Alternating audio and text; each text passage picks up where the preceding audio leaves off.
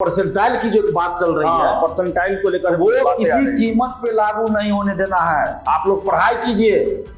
अगर BPSC percentile लागू करेगी तो हम लोग कभी बर्दाश्त नहीं करेंगे। 2005 नहीं चलेगा परसेंटाइल बीपीएससी में, बिल्कुल नहीं चलेगा। सिविल सेवा में एकदम नहीं मानेंगे हम लोग, चाहे जो भी करना हो लोकतांत्रिक ढंग से करेंगे, परसेंटाइल लागू नहीं होने देंगे। और हम बीपीएससी से कहना चाह रहे हैं, और बीपीएससी के नए चेयरमैन जो आए हैं, कि आप तानाशाही रवैया मत अपनाइए। अगर 100% छात्र ईमानदार हो जाए तो क्वेश्चन कौन खरीदेता है? क्वेश्चन कौन खरीदेगा? स्टूडेंट खरीदेंगे। क्या सेटर जो है पेपर लीक करा के वो भुजा वाला को बेचेगा? किसको बेचेगा? रिक्शा ठेला चालक को बेचेगा? नहीं। सही उसमें अगर 200 एसडीएम रहे या 150 रहे या जो भी रहे, मतलब ज्यादा अगर एसडीएम का डीएसपी का सीट रहता है तो मार्केट में बहुत सारा नया नया टीचर भी पैदा हो जाता है रातों रात, और रातों रात नया नया कोचिंग खुल जाएगा। मेहनत करे, आप पढ़ाई करें। अभी देखिए सुधार हुआ है, ई ऑप्शन हटा, आपको ऑप्शनल सब्जेक्ट हट गया। जैसे पहले क्या था, कभी ज्योग्राफी बूम कर गया तो कभी एलएसडब्ल्यू से ही रिजल्ट है, कभी हिंदी से रिजल्ट है, कभी फिलॉसफी से हो जाएगा। उसका भुक्तभोगी हम लोग भी रहे हैं। हम भी रहे हैं। सबसे ज्यादा जरूरी है सेल्फ स्टडी। सेल्फ स्टडी कीजिए। बहुत सारे उदाहरण है जो कहीं कोचिंग नहीं किए, सेल्फ स्टडी करके एसडीएम बन गए, यूपीएससी आईएएस बन गए। हाँ, एनसीईआरटी आपको पढ़ना ही पड़ेगा। आप इससे पहले निगेटिव लाए तो विद्यार्थियों से राय मांग रहे थे, ऑप्शन हटाने के लिए राय मांग रहे थे, ई ऑप्शन हटाने के लिए राय मांग रहे थे। आप परसेंटाइल लागू कीजिएगा, इसके लिए किससे राय मांग रहे हैं आप? नमस्कार, आप देख रहे हैं द बिहार टॉप। मैं हूं आदेश पुरी। बात करेंगे हम बिहार लोक सेवा आयोग की सिविल सेवा परीक्षा को लेकर। 17वीं सिविल सेवा। आपको बता दें कि खबरें निकल के आ रही हैं कि 5 से 10 सितंबर के बीच में एक बड़ी बहाली के लिए आयोग के द्वारा नोटिफिकेशन जारी किया जा सकता है। आपको बता दें कि इसमें 200 के आसपास बिहार प्रशासनिक सेवा के सीट है, 40 आरडीओ के हैं, और ये बताया जा रहा है कि अन्य विभागों के भी बड़ी संख्या में सीट होने का अनुमान है। खबर तो इतना तक आ रहा है कि इतिहास का सबसे बड़ा ये बहाली होने जा रहा है। हालांकि जब तक नोटिफिकेशन ना आ जाए तब तक इस पर विश्वास नहीं किया जा सकता। लेकिन आपको बता दें हम कि 200 बिहार प्रशासनिक सेवा के लिए सीटें आ चुकी हैं, और बिहार पुलिस सेवा की भी बहुत बड़ी संख्या होने वाली है। छात्र नेता दिलीप है हमारे साथ। आपको पता होगा कि इन्हीं के आंदोलनों के परिणाम स्वरूप बीपीएससी में बहुत सारी बदलाव किए गए, पारदर्शिता आई, और हर एक फेज पर छात्रों को सबूत आयोग के द्वारा दिया जाता है। तो 17वीं को लेकर बात करेंगे। आपको बता दें कि नए अध्यक्ष के आने के बाद ये पहली परीक्षा हो रही है सिविल सेवा की। परसेंटाइल की बातें चल रही हैं कि 2 फेज में भी हो सकता है परीक्षा। खबरें निकल के आ रही हैं। इन सभी मुद्दों पर बात करेंगे। दिलीप जी, 17वीं सिविल सेवा कहा जाए तो अतुल प्रसाद जी जब अध्यक्ष थे, आपने बहुत सारी मांगे रखी जो कि वर्षों से छात्रों की मांग हुआ करती थी। हम लोग भी मांगते थे, वो चीज पूरा हुआ। 17वीं में अब आप क्या देख रहे हैं? क्या बीपीएससी जो पुराना अपना जो 2-3 सालों तक बना के रखा है, कैलेंडर बना के रखा, ईमानदारी से परीक्षा हुआ, और 60वीं देखें एक भी विवाद नहीं हुआ, 69वीं ही देख लें कोई विवाद नहीं हुआ, मामला कोर्ट में नहीं गया। आगे की बहालियों को कैसे देख रहे हैं आप? देखिए, तो बीपीएससी के लिए भी एक चुनौती है, और जो नए अध्यक्ष हैं उनके लिए भी एक चुनौती है कि क्या वो जो पिछले 1-1.5 साल से बीपीएससी में सुधार हुआ और जिस तरह से सिविल सेवा की परीक्षा हुई, क्या उसको आगे वो जारी रखेंगे या क्या होता है, ये तो आगे देखने वाली बात है। लेकिन कुछ बातें मैं अभ्यर्थियों से बताना चाहता हूं कि आपके पास एक बहुत बड़ा मौका है अभी, क्योंकि हम भी बीपीएससी के ही परीक्षार्थी रहे और पटना बीपीएससी की तैयारी के लिए ही आए थे। और उसी दरमियान 56 से 59वीं मेंस में आंदोलन करते करते उसके बाद हर परीक्षा में कुछ गड़बड़ी हुआ तो आंदोलन करने लगे, और कब हम बीपीएससी परीक्षार्थी से छात्र नेता बन गए ये हमको भी पता नहीं चला। लेकिन बीपीएससी के लिए जो लंबी लड़ाई हमने लड़ी, जैसे ई ऑप्शन को हटाना, हट गया ई ऑप्शन पीटी से, आंसर की फाइनल आंसर की रिजल्ट से पहले दिलवाना, अब रिजल्ट से पहले पीटी का फाइनल आंसर की आता है, तो वहां पे जो पहले होता था 10-10 क्वेश्चन का आंसर गलत दे दिया जाता था जानबूझकर, हजारों लोग बाहर हो जाते थे। मुकदमा उसी के कारण होता था। 64वीं में एक क्वेश्चन था कि बाबू वीर कुंवर सिंह कहाँ सम्मिलित हुए 1857 की क्रांति में, और आंसर दिया पटना, और एक्सप्लेनेशन में क्या दिया गया कोर्ट में कि मानसिक रूप से पटना में थे, शारीरिक रूप से आरा में थे, इसलिए पटना में सम्मिलित माना गया। और उस एक गलत आंसर की वजह से मेरे जैसे हजारों लोग बाहर हो गए पीटी से। 1400 लोग बाहर हुए थे 64वीं में, जबकि उसमें सीटें थी 1400 कुछ सीटें थी। तो उसके बाद 64वीं के बाद बहुत बड़ी संख्या में वैकेंसी 17वीं में आ रही है। जैसे आपने तो जानकारी दी है, मुझे भी जहां तक जानकारी मिली है कि 200 एसडीएम का सीट का जानकारी मुझे भी मिली है, और मुझे तो यहाँ तक जानकारी मिली है कि 150 दिलीप जी 200 बिहार प्रशासनिक सेवा को लेकर सीट जो है वो मैं आप लोगों को कंफर्म कर दूं, ये आयोग से ही ऑफ द रिकॉर्ड ये खबर मिला। ये जो है वो मैं गया था आयोग और वहां से ये बताया गया कि हाँ ये आपकी बातें सही हैं। और एक चीज और इसमें मुझे पता चला है, 200 तो एसडीएम का है ही, और लगभग 150 डीएसपी का भी पोस्ट हो सकता है। हालांकि मैं ये नहीं कर रहा हूं कि मैं जो कर रहा हूं सही है, मान लीजिए किसी ने मुझे ये जानकारी दी, हो सकता है वो गलत भी हो सकता है, लेकिन 150 डीएसपी का सीट आने की संभावना है और 200 एसडीएम का, तो बड़ी संख्या में भारी आएगी। सीट को लेकर आपको क्या जानकारी? टोटल सीट मुझे लगता है 1100 से ज्यादा ही होगा, कम नहीं होगा। 1100 से ज्यादा 1500 भी हो सकता है, 1700 भी हो सकता है, लेकिन कितना होगा ये मैं नहीं कह रहा। 1000 से कम नहीं होगा, 1000 से कम नहीं होगा, 1000 से ऊपर ही जाने की संभावना है।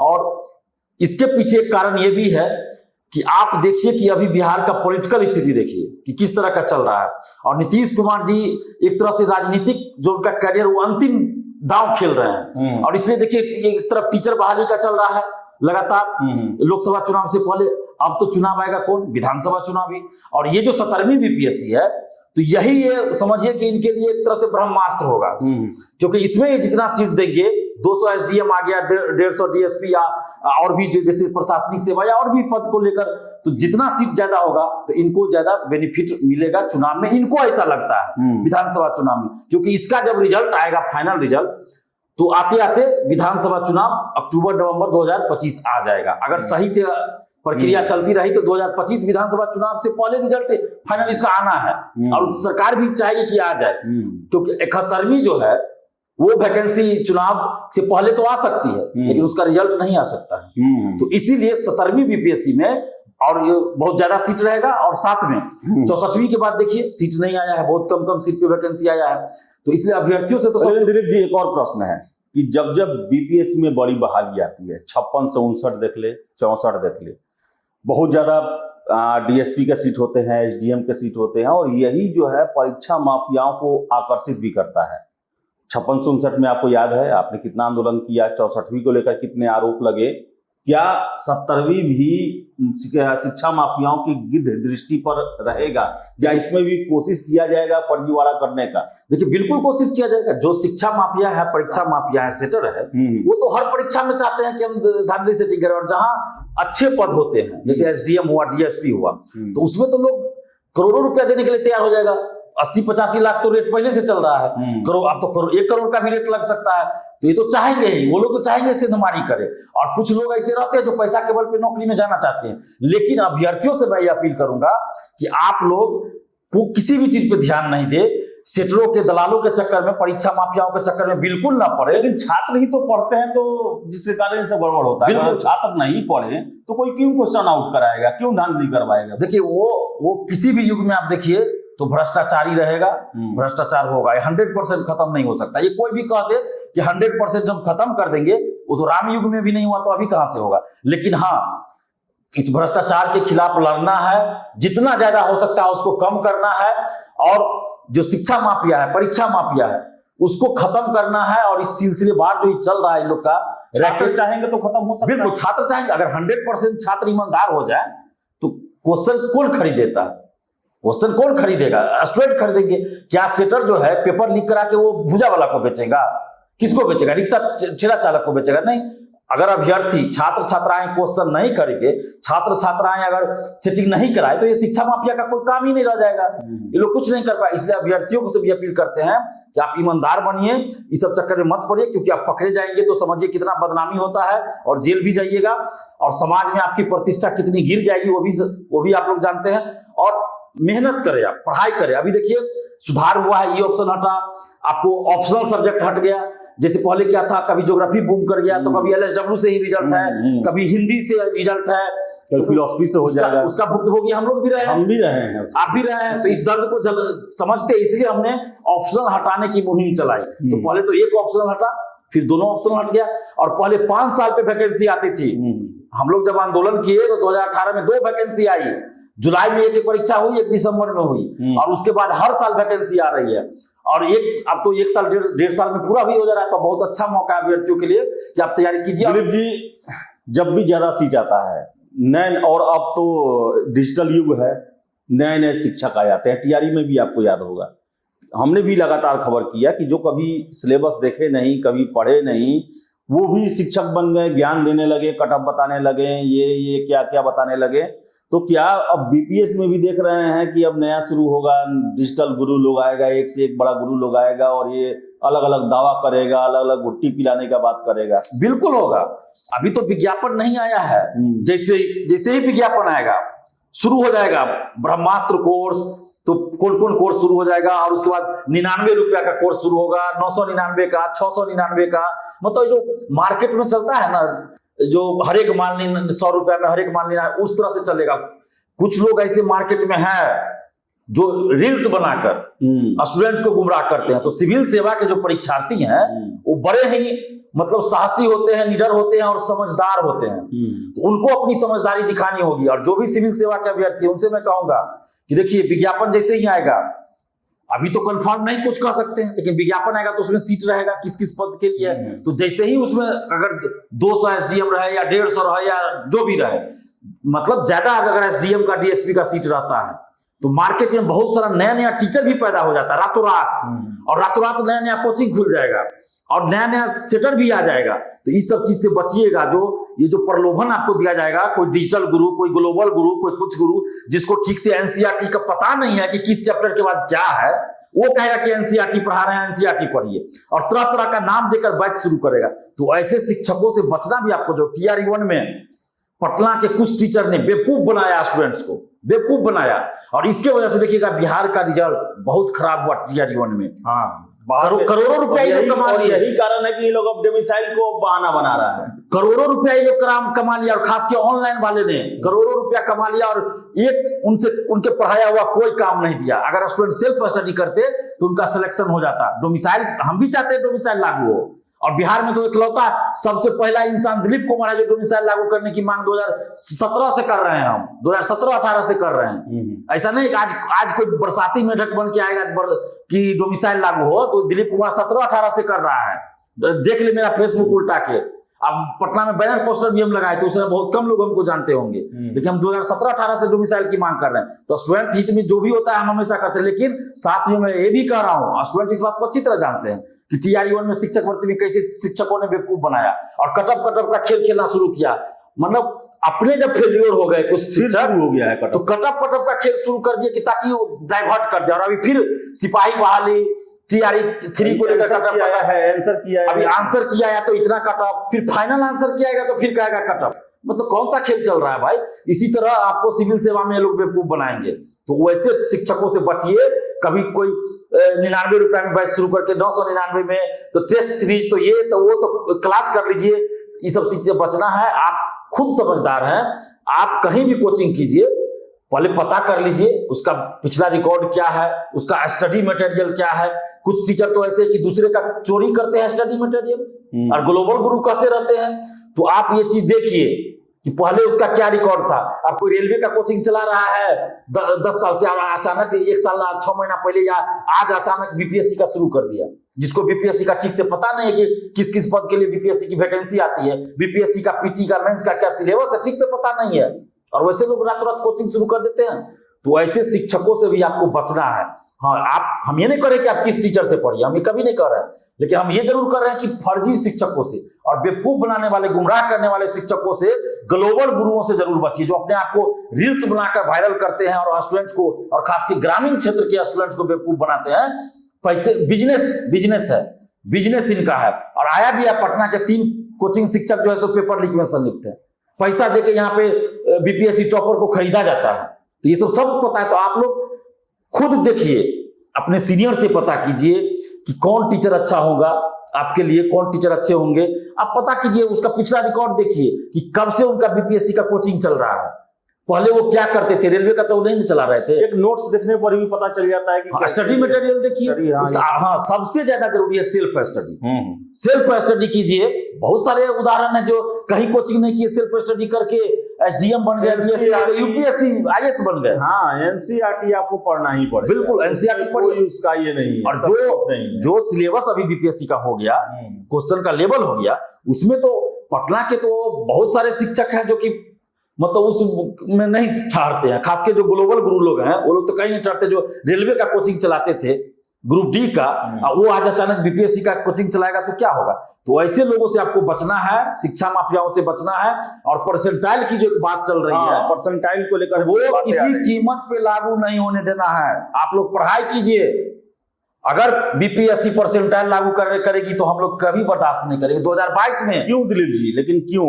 अभी सिपाही का भर्ती चल रहा है, टीआरई का भर्ती चल रहा है, बहुत सारे एग्जाम है जहां पर दरोगा का ही देख लिया आप, अलग अलग फेज में एग्जाम होता है, उसमें परसेंटाइल निकाला जाता है, नॉर्मलाइजेशन किया जाता है। बीपीएससी में क्यों ऑब्जेक्शन? देखिए, बीपीएससी सिविल सेवा परीक्षा, बीपीएससी से जो सिविल सेवा की परीक्षा हो रही है उसका अलग पैटर्न देश में कहीं भी नहीं होता। देश में और जनरली कहा जाता है ना कि यूपीएससी जिस तरह से सब कुछ बनाती है अपना सिविल सेवा के लिए, उससे ही लगभग उसी आधार पे अन्य सभी राज्यों की जो पीसीएस है वो कंडक्ट करवाती है एग्जाम।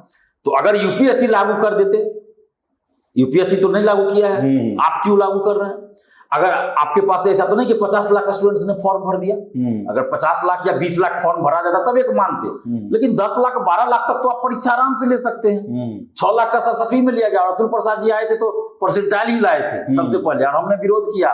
पूरे बिहार के स्टूडेंट्स ने, दिल्ली के स्टूडेंट्स ने, और जितना भी हिंदी क्षेत्र का स्टूडेंट्स है, यहाँ तक कि कुछ जो अदर क्षेत्र के भी है, साउथ के भी स्टूडेंट्स ने साथ दिया था परसेंटाइल वाले आंदोलन में। दिल्ली तक आंदोलन हो गया और बीपीएससी को वापस लेना पड़ा परसेंटाइल सिविल सेवा से, और उसके बाद 2 शिफ्ट में भी परीक्षा को वापस लेना पड़ा।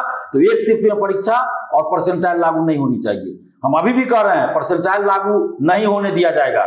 दिलीप जी, एक और बातें छात्रों की तरफ से ही आती है अविश्वास को लेकर। उनका कहना है कि देखिए, परसेंटाइल भले ही ठीक हो, लेकिन जैसे बीपीएससी का इतिहास रहा है हम विश्वास नहीं कर सकते। देखिए, परसेंटाइल भी ठीक कैसे है?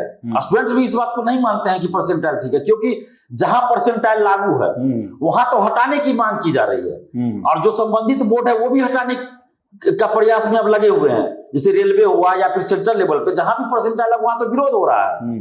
और बिहार में अगर परसेंटाइल की बात आएगी तो यहाँ तो किस पे भरोसा किया जाए? बीपीएससी, वही बीपीएससी ना जो जहां से ओएमआर शीट बाहर ले जाकर रंगवाया गया, जहां से मेंस की कॉपियां बाहर ले जाकर लिखवाई गई, जहां पे सेम अंक रहते हुए, सेम कैटेगरी रहते हुए किसी को डीएसपी मिलता है, किसी को एकदम नीचे का पद मिलता है, किसी को पद भी नहीं मिलता है। रैंक घोटाला होता है, रैंक घोटाला होता है, मेरिट घोटाला तो होता ही है, रैंक घोटाला 66वीं में हुआ, किसको नहीं पता है भाई?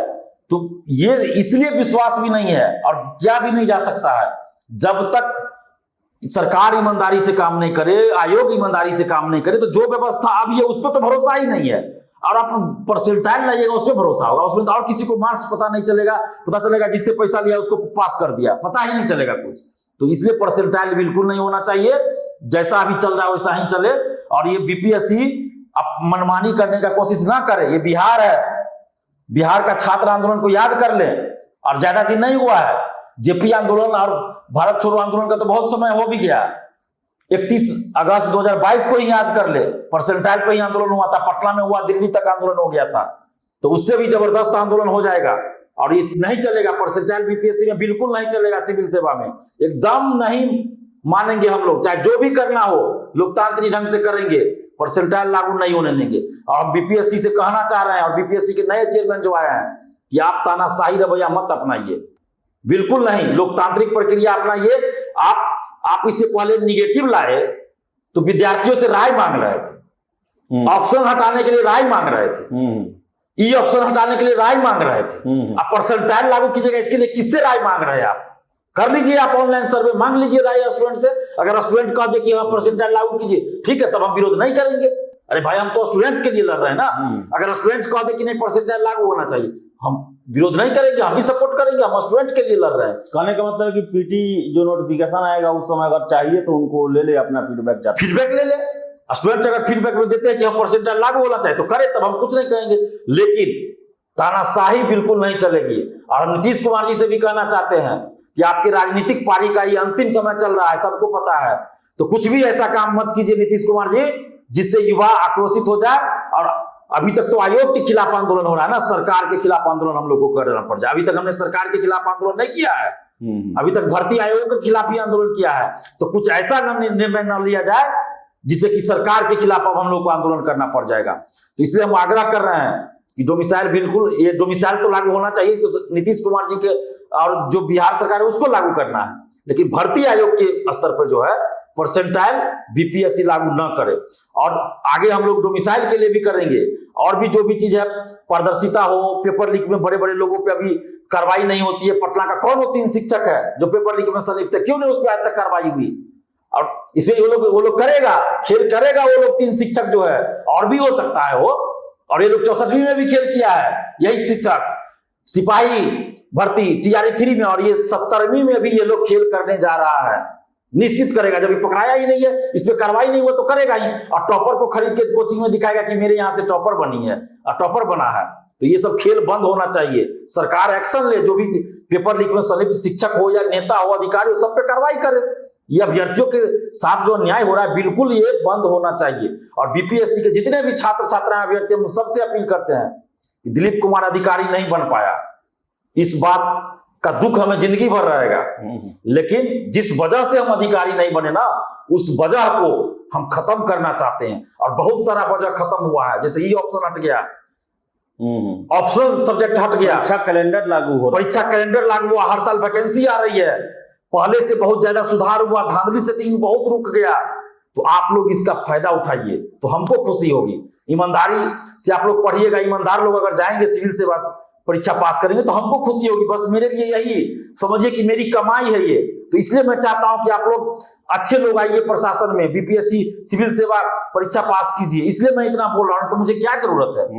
नहीं तो मैं भी चाहूंगा ये जो शिक्षक सेटिंग में रहते हैं इन लोगों से मिल लेंगे हम, हमको लाखों रुपया दे देगा कि चुप रहिए, पेपर लीक में मत बोलिए। हम तो घर बैठ के लाखों करोड़ों रुपया कमा सकते हैं। पेपर लीक के खिलाफ बोलना छोड़ देंगे, भर्ती आयोग में धांधली सेटिंग हो रहा है उसके खिलाफ बोलना छोड़ देंगे, हम घर बैठे करोड़ों कमा सकते हैं। सारा जो जितना सेटिंग में रहता है वो लोग हमको फंडिंग कर देगा, लेकिन नहीं, अंतरात्मा कबूल नहीं करेगा मेरा, नहीं कर रहा है। इसलिए मैं जो अभ्यर्थी के रूप में हमने जो भुगता है, हम चाहते हैं कि वो समस्या दूर हो, वो कारण दूर हो, और उसका फायदा आप लोग को मिले, आगे आने वाली पीढ़ी को मिले। तो आप लोग ईमानदारी से पढ़िए और फर्जी शिक्षकों से दूर रहिए, और सेल्फ स्टडी ज्यादा कीजिए, बहुत ज्यादा कीजिए, मेहनत कीजिए, ईमानदारी से परीक्षा दीजिए।